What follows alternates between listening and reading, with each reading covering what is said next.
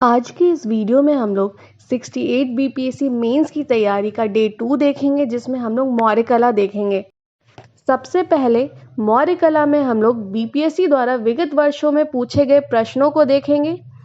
पहला प्रश्न है, मौर्यकालीन मूर्तिकला के विशिष्ट लक्षणों एवं विशेषताओं का वर्णन करें। बिहार में प्राप्त मौर्य कला की विशेषताओं का वर्णन करें। मौर्य कला की प्रमुख विशेषताओं का आलोचनात्मक परीक्षण कीजिए। मौर्य कला की स्थापत्य की प्रमुख विशेषताओं का विश्लेषण करें। मौर्य काल की प्रमुख विशेषताओं की विवेचना कीजिए। मौर्य कला पर प्रकाश डालिए तथा बिहार में इसके प्रभाव का विश्लेषण कीजिए। मौर्य कला तथा भवन निर्माण कला की विशेषताओं को स्पष्ट कीजिए तथा बौद्ध धर्म के साथ उसके संबंध पर भी प्रकाश डालिए। मौर्यकालीन कला की प्रमुख विशेषताओं का वर्णन कीजिए। अब हम लोग देखेंगे कि मौर्य कला में हमें क्या क्या पढ़ना है। पहला, मौर्य कला का विकास। दूसरा, मौर्य कला की विशेषताएं, जिसमें दरबारी कला होंगी और लोक कला होंगी। दरबारी कला में राजप्रसाद, स्तंभ, स्तूप, गुहा विहार और मूर्ति कला है, और लोक कला में यक्ष यक्षिणी की मूर्तियां और मृण मूर्तियां हैं। फिर हम लोग देखेंगे मौर्य कला का पतन। फिर मौर्य कला का प्रभाव, जो कि कुछ सकारात्मक प्रभाव हैं, कुछ नकारात्मक प्रभाव हैं। मौर्य कला के दोष, मौर्य कला का बिहार में प्रभाव और मौर्य कला तथा भवन निर्माण कला का बौद्ध धर्म से संबंध। मौर्य कला का विकास। चौथी से दूसरी शताब्दी ईसा पूर्व के मध्य मौर्य कला का विकास चंद्रगुप्त मौर्य के शासनकाल से विकसित हुआ, जिसको अशोक व दशरथ ने प्रकाष्ठा पर पहुंचाया। लेकिन बाद के शासकों के संरक्षण के अभाव में मौर्य कला का पतन हुआ। यह मुख्य रूप से बिहार व उत्तर प्रदेश में विकसित हुआ। मौर्य कला की मुख्य विशेषता पाषाणों का कलात्मक प्रयोग तथा उस पर चमकीली पॉलिश है, जो राजकीय संरक्षण के कलाकारों के द्वारा बड़ी तन्मयता से विकसित किए गए हैं। मौर्य कला की विशेषताएं। मौर्य कला की विशेषताओं को हम लोग दरबारी कला और लोक कला के रूप में देख सकते हैं। दरबारी कला वैसी कला है जो राजकीय संरक्षण में विकसित हुई है, जिसमें हम लोग राजप्रसाद, स्तंभ, स्तूप, गुहा विहार आदि देख सकते हैं। राजप्रसाद के बारे में अगर हम लोग देखें तो इसे चंद्रगुप्त मौर्य के द्वारा निर्मित करवाया गया था, जिसके अवशेष पटना के कुम्हार से प्राप्त हुए हैं, जिसकी उत्कृष्ट कलाकृतियों को देखकर एरियन ने कहा था, इसका मुकाबला न तो सूसा कर सकता है और न ही इकबाताना। इस राजप्रसाद में छत और फर्श लकड़ी के बने हुए थे और 84 स्तंभ पाषाण युक्त थे, जिस पर चमकदार शीशे जैसी पॉलिश की गई थी, जिसको देखकर फाहियान ने कहा था, यह मनुष्य निर्मित नहीं वरन देव निर्मित है। राजप्रसाद की विशेषता का वर्णन करते हुए मेगास्थनीज ने कहा, यह चारों तरफ से लकड़ी की दीवार से घिरी हुई थी, जिसमें तीर चलाने के लिए जगह जगह कई छेद बने हुए थे। नगर में प्रवेश के लिए 64 द्वार और आगे 60 फीट गहरी और 600 फीट चौड़ी खाई थी। स्तंभ, यह मौर्य काल की सर्वोत्तम कलाकृतियां हैं। अशोक ने इन स्तंभों की स्थापना धम्म प्रचार के लिए देश के विभिन्न भागों में करवाए थे। इनकी संख्या लगभग 20 है। ये चुनार के लाल बलुआ पत्थर से बने हुए थे। इनकी ऊंचाई 40 से 50 फुट है, वजन लगभग 50 टन। स्तंभों को 2 भाग में विभाजित किया जा सकता है, वैसे स्तंभ जिन पर लिपियां खुदी हुई हैं और वैसे स्तंभ जो कि सादे हैं। अगर जिन पर लिपियां खुदी हुई हैं उन स्तंभों की बात की जाए तो उनमें मुख्य हैं दिल्ली मेरठ, दिल्ली टोपड़ा, इलाहाबाद, लौरिया नंदनगढ़, लौरिया अरेराज, रामपुर सांची, सारनाथ, लुम्बिनी आदि। और जो सादे स्तंभ है वो है रामपुरवा, बसाड़, कोसम आदि के। सभी स्तंभ जो हैं वो चमकदार, लंबे, सुडौल एवं एकाश में हैं, जो ऊपर की ओर क्रमशः पतले हैं। ये अपने आप में पूर्ण स्वतंत्र हैं एवं खुले आकाश के नीचे खड़े हैं। सभी स्तंभों पर चमकदार पॉलिश है, जो लोगों को धातु निर्मित होने का भ्रम देते हैं। स्तंभ को 2 मुख्य भागों में बांटा जा सकता है। पहला शीर्ष, दूसरा स्थूण या यष्टि। स्थूण या यष्टि एकाश में स्तंभ है और शीर्ष को फिर से 3 भागों में बांटा जा सकता है, अधोमुख कमलाकृति, फलक और पशु आकृति। स्तंभ शीर्ष पर फलक के ऊपर हंस, सिंह, हाथी, बैल आदि पशुओं की आकृतियां मिलती हैं, जो मौर्य काल के मूर्तिकला के प्रमाण प्रस्तुत करती हैं। आप पशु आकृति, फलक और अधोमुख कमलाकृति की पिक्चर्स वीडियो में देख सकते हैं। आपको वीडियो अगर अच्छा लग रहा है तो आप वीडियो को लास्ट तक देखें और चैनल को सब्सक्राइब जरूर करें। सारनाथ का अशोक स्तंभ मौर्य काल का सर्वोत्तम एवं श्रेष्ठतम उदाहरण सारनाथ के अशोक स्तंभ का शीर्ष भाग है, जिसमें पीठ से पीठ मिलाए 4 सिंहों की मूर्तियां हैं। यह भगवान बुद्ध द्वारा धम्म चक्र प्रवर्तन की घटना की स्मृति में सम्राट अशोक द्वारा बनवाया गया था। इस सिंह शीर्ष के मूलतः 5 अवयव हैं।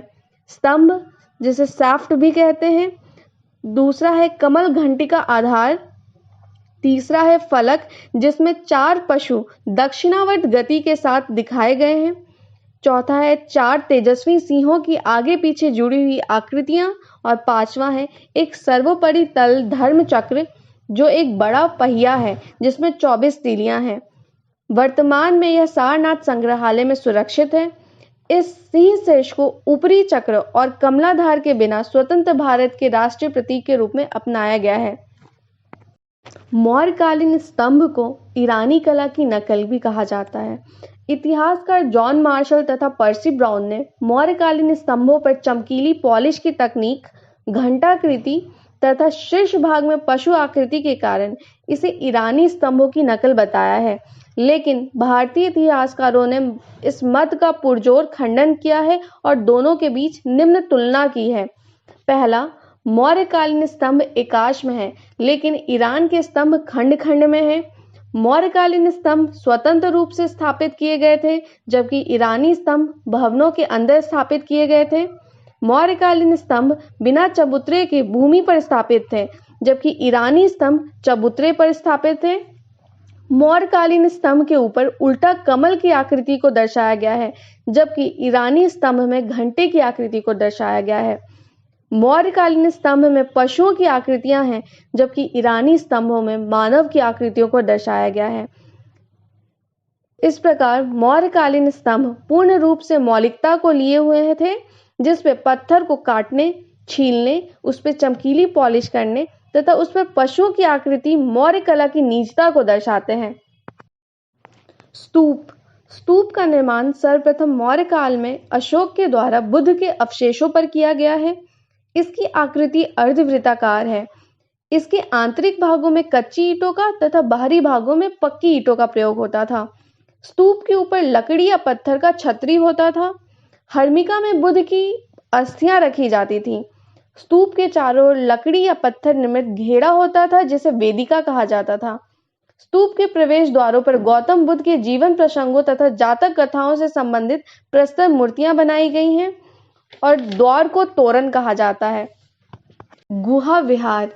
गुहा का निर्माण अशोक एवं उसके पौत्र दशरथ के द्वारा बराबर की पहाड़ियां, राजगीर की सोन पहाड़ियां एवं नागार्जुन की पहाड़ियों पर आजीवक संप्रदाय के लिए किया गया था, जिसमें सुदामा गुफा, लोमश ऋषि की गुफा, कर्ण चौपाल गुफा, विश्व झोपड़ी प्रसिद्ध है। गुफाओं की मुख्य विशेषता उनकी छतों और दीवारों पर शीशे जैसी चमकीली पॉलिश है।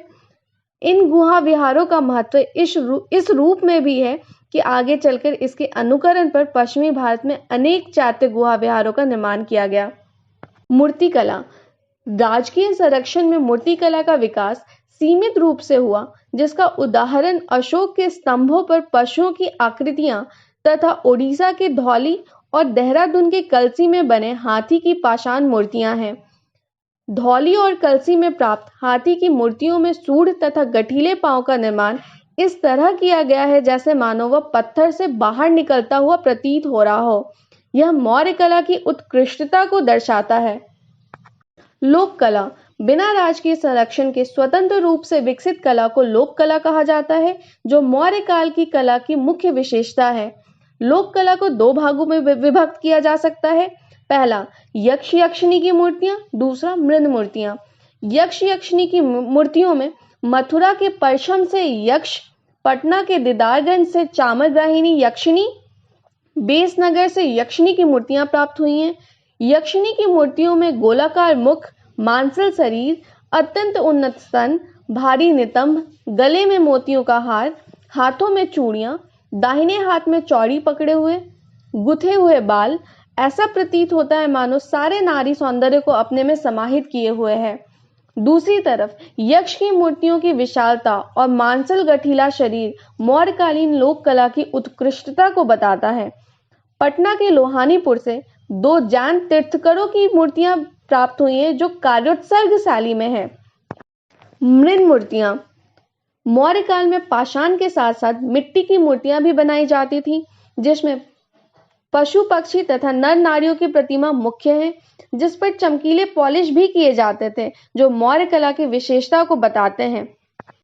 मौर्य कला का पतन मौर्य कला अशोक और दशरथ के बाद राजकीय संरक्षण के अभाव में धीरे धीरे पतन की ओर अग्रसर हुआ। मौर्य काल में पत्थर पर पॉलिश की जो तकनीक हासिल की गई थी, वो मौर्य साम्राज्य के पतन के साथ ही समाप्त हो गई, क्योंकि इसका विकास राजकीय संरक्षण में हुआ था और राजकीय संरक्षण के अभाव में इसका दीर्घ काल तक जीवित रहना संभव नहीं था। मौर्यकालीन लोक कला लोक के स्तर पर संक्रमित होती हुई आगे के कला के रूपों में ढलती चली गई।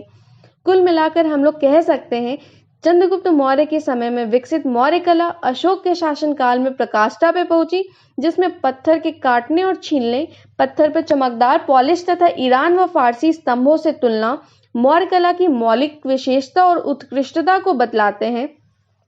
परवर्ती समय में राजकीय संरक्षण के अभाव में यद्यपि इसका पतन हो गया, फिर भी परवर्ती शासकों के लिए प्रेरणा का स्रोत बना रहा। मौर्य कला का प्रभाव मौर्य शासकों के द्वारा पाषाणों के प्रयोग से विकसित की गई कला इतनी सशक्त और उत्कृष्ट थी कि जिसका प्रभाव राजनीतिक गलियारों के साथ साथ सामाजिक सांस्कृतिक क्षेत्रों पर अत्यंत गहरे रूप से पड़ा। मौर्य कला के प्रभाव को सकारात्मक और नकारात्मक रूपों में विभक्त कर सकते हैं। अगर नकारात्मक प्रभाव की बात की जाए तो कई इतिहासकारों ने मौर्य कला की इस आधार पर कड़ी आलोचना की है कि यह धन का अपव्यय था। पाषाणों को काटने, छीलने, पॉलिश करने, पाषाणों का परिवहन करने में धन के साथ साथ समय का भी अपव्यय था। और अगर सकारात्मक प्रभाव की बात की जाए तो इन आलोचनाओं के बावजूद मौर्य कला का प्रभाव अत्यंत ही व्यापक था, जिसे निम्नलिखित बिंदुओं से हम लोग समझ सकते हैं। पहला, आर्थिक प्रभाव। इसमें रोजगार सृजन हुए, पर्यटन को बढ़ावा मिला, अन्य देशों के साथ व्यापार में वृद्धि हुई, कला से संबंधित पत्थर, लकड़ी और लौह स्तंभ के निर्माण के लिए कई उद्योगों का विकास हुआ। सारी गतिविधियों ने अर्थव्यवस्था को गतिमान बनाने में सहायता की। दूसरा, अगर सामाजिक प्रभाव की बात की जाए तो मौर्य कला ने मौर्यकालीन समाज को एकताबद्ध और एक सूत्र में पिरोकर समता मूलक और समावेशी समाज के निर्माण में सहायता प्रदान किया। तीसरा, धार्मिक प्रभाव। मौर्यकालीन कला ने धार्मिक सौहार्द एवं सर्वधर्म समभाव की भावनाओं को विकसित कर व्यक्ति में गरिमा और भाईचारों को बढ़ावा दिया। कला एवं संस्कृति पर प्रभाव। मौर्य कला में पूर्व से चले आ रहे लकड़ी की कला को प्रतिस्थापित कर पाषाण कला को विकसित किया, जिसने कला को टिकाऊपन प्रदान किया। राजनीतिक प्रभाव। मौर्य कला ने विशेषकर अशोक के स्तंभों ने युद्ध और संघर्ष से मुक्ति का संदेश देकर अहिंसा, शांति और स्थायित्व का नारा दिया, जो साम्राज्यवादी गुण में अपनी खास विशेषताओं को बताता है। प्रौद्योगिकी और तकनीकी पर प्रभाव।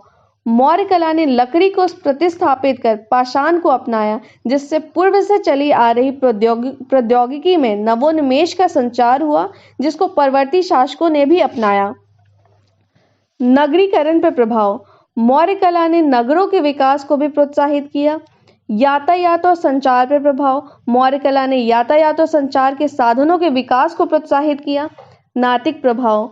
मौर्य कला ने आम लोगों को नैतिकता का पाठ भी पढ़ाया। पर्यावरणीय प्रभाव। मौर्य कला ने पर्यावरण के प्रति लोगों को उन्मुख किया। मौर्य कला के दोष। मौर्य कला के दोष को हम लोग निम्नलिखित रूपों में देख सकते हैं। पहला, मौर्य कला में अशोक के स्तंभों को विदेशी कला का नकल कहा जाता है, विशेषकर ईरान की कला का नकल कहा जाता है, जो इसकी मौलिकता और नीचता पर प्रश्न खड़ा करता है। गुप्तकालीन कला की अपेक्षा इसमें सादगी और सहजता का अभाव दिखता है। मौर्य कला में लोहे का प्रयोग सीमित रूप से किया गया है, जो कि उसके टिकाऊपन को कम करता है। मिट्टी की बनाई गई मृण मूर्तियां उत्तर वैदिक काल की ही कला का नकल है, जो इसमें भी मौर्य कला की मौलिकता का अभाव दिखाता है। मौर्य कला का बिहार में प्रभाव। मौर्य काल में जिस कला परंपरा की शुरुआत हुई, उसका प्रभाव हम बिहार के विभिन्न कालों अथवा विभिन्न राजवंशों द्वारा इस कला परंपरा के अनुसरण के रूप में देख सकते हैं। मौर्य कला का प्रभाव मौर्योत्तर काल, गुप्त काल, पाल काल और बाद के काल में भी स्पष्ट दृष्टिगोचर होता है। मौर्यकालीन निर्मित सारनाथ चतुर्सिंह स्तंभ का प्रभाव इतना अधिक पड़ा कि स्वतंत्र भारत की सरकार ने इसे अपना राजचिन्ह बना लिया। मौर्य काल में निर्मित गुहा विहार का अनुसरण करते हुए कालांतर में अनेक गुहा विहार का निर्माण हुआ, जैसे नालंदा महाविहार, विक्रमशिला महाविहार, सोमपुर महाविहार, उदंतपुरी महाविहार आदि। मौर्य युगीन इन्हीं गुफाओं के अनुकरण पर कालांतर में अनेक चातगृहों का निर्माण किया गया। इसी प्रकार मौर्य युगीन स्तूपों का अनुकरण करते हुए कालांतर में कई स्थानों पर बौद्ध एवं जैन स्तूप बनाए गए। मौर्य युगीन यक्ष यक्षिणियों की मूर्तियों के आधार पर कालांतर में बुद्ध, बोधिसत्व तथा जैन तीर्थंकरों की विशाल मूर्तियों का निर्माण किया गया। ये मूर्तियां लोक धर्म का प्रमुख आधार बनी तथा इन्हें सर्वत्र देवी देवता के रूप में पूजा जाने लगा। मौर्य कला तथा भवन निर्माण कला का बौद्ध धर्म से संबंध। इस संबंध को हम लोग दो रूपों में देख सकते हैं, एक स्तूप निर्माण कला के रूप में, दूसरा गुहा वास्तुकला के रूप में। अगर स्तूप निर्माण कला की बात की जाए तो यह मुख्यतः जनजातीय लोगों में प्रचलित था। चूंकि बौद्ध धर्म का स्वरूप लोकप्रिय था, अतः बौद्ध धर्म ने इसे अपना लिया और वर्तमान में अशोक के काल के स्तूप के रूप में सांची का महान स्तूप के रूप में उदाहरण मिलता है। अगर गुहा वास्तुकला की बात की जाए तो पहाड़ काटकर गुफा बनाए जाने की शैली मौर्यों के अधीन ही विकसित हुई और अशोक ने बराबर की पहाड़ियों में कुछ गुफाओं को निर्मित कर आजीविकों को दान में दे दिया। इस प्रकार मौर्य कला तथा भवन निर्माण कला की विशेषताओं को स्पष्ट करते हुए बौद्ध धर्म के साथ इसके संबंध को रेखांकित किया जा सकता है। अगली वीडियो में हम लोग पाल कला को देखेंगे। मेरे अगले वीडियो के नोटिफिकेशन के लिए मेरे चैनल को लाइक एंड सब्सक्राइब जरूर करें। धन्यवाद।